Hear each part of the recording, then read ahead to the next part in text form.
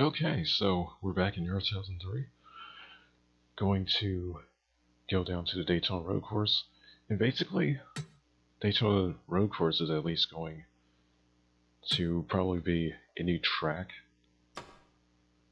for me anyway. Haven't really run it that much. So when you're going to a new track, how do you set up the AI to a level where you're comfortable with it? So what I just did there was I set everything up at a base AI of 80, kind of low, but still where I expect to be. Basically what I'm doing here is just going for a test session.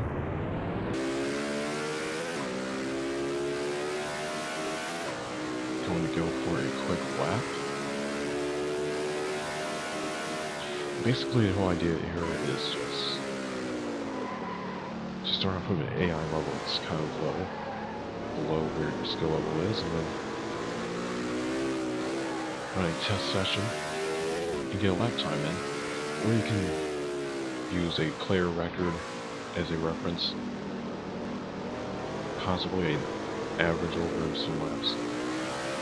Just pretty much getting a general idea what skill level you want. So we're going to do kink for the West Horseshoe.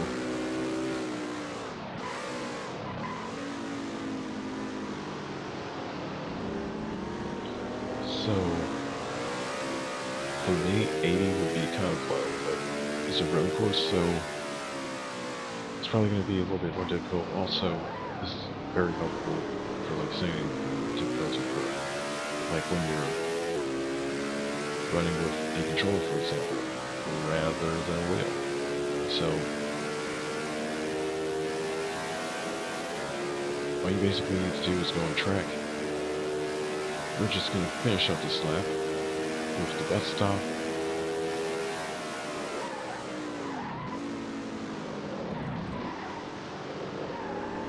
And honestly, this is probably the cleanest lap I've gotten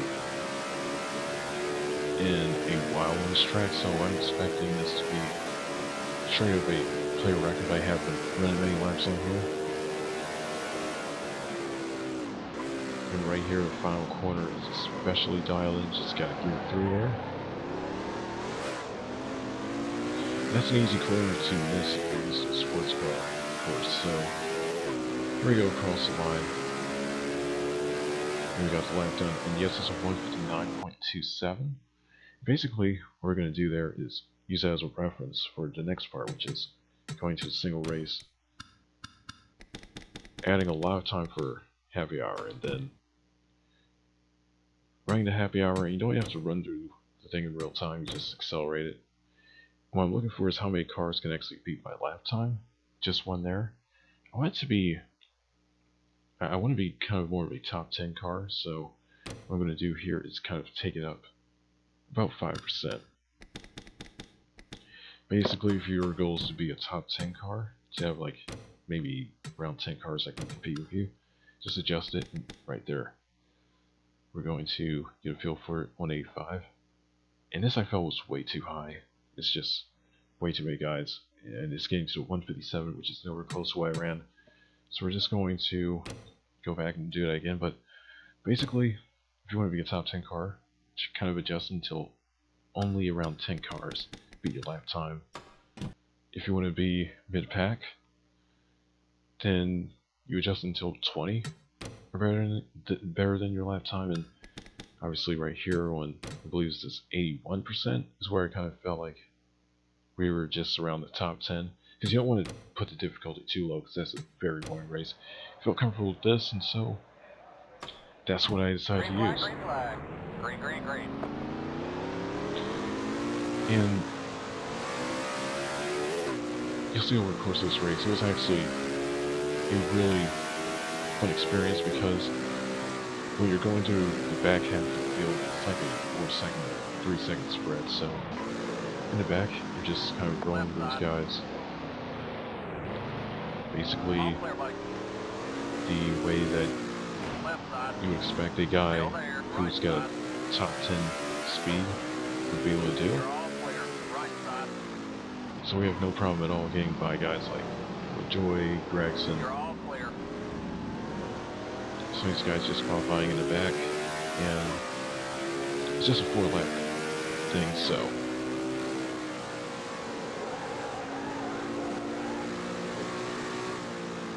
It's basically a measure of where you can get in just, you know, the first few laps if you started to the rear.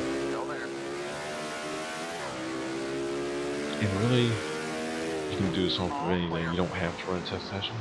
You just maybe run a quick practice session, especially for some tracks. If I just want to practice, get a lap down amongst the other traffic and then adjust the AI. But it's just the same process, accelerate through the happy hour session, keep adjusting it until it gets to a level that you're comfortable with. And aiming for somewhere, I would say between 5 and 15 cars faster than you is a great place to start, as I completely blow the final chicane here.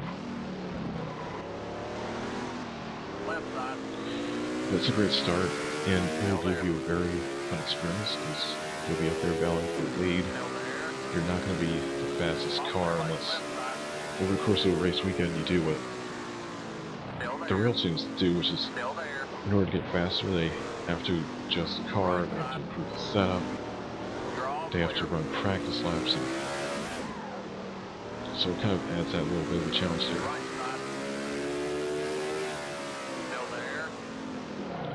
Now the player record route may not work that well if you're adjusting grip levels on your track, if you're changing different AI settings in between races, so you're probably not going to get something very accurate if you're just changing track settings or changing between the wheel and the controller and going off of those lap times, because the lap times for all those conditions with controller and everything, it's going to be a lot different.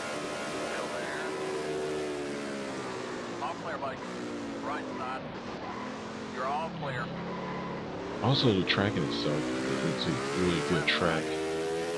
It is based off of the 2020 race, so it came out about a month ago.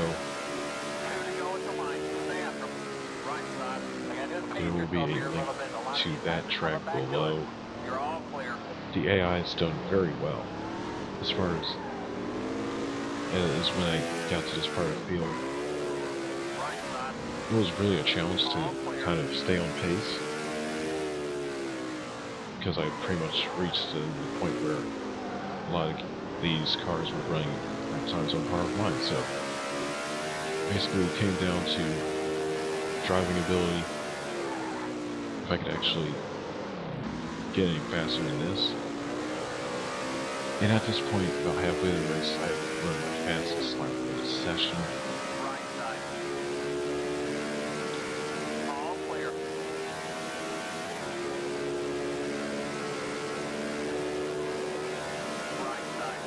Then we have this part right here, kind of way over towards this corner.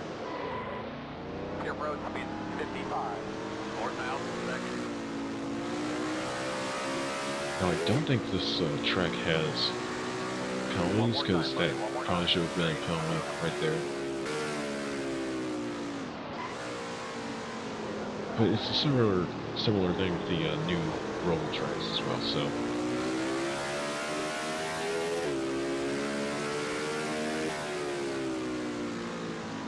From here is where I feel like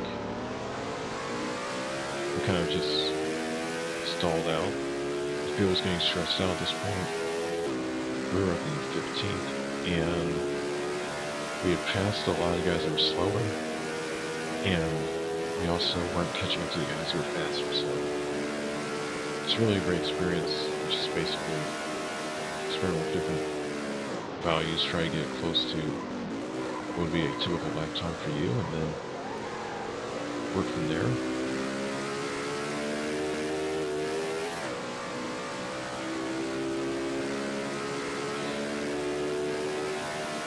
I'm probably going to do something a little bit different for Homestead coming up.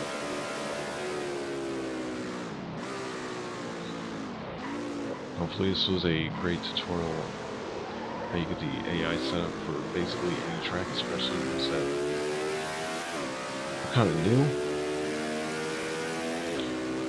And one more thing,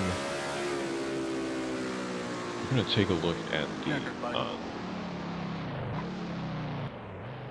lap times. And yeah, it was basically right where I wanted to be, perfectly in the top 10. And there were also some outlier lap times. Obviously, Denny Hamlin's going to have a super high road course rating. And yeah, that's everything right there. What you need to set up the AI and have a great experience without being too fast or too slow.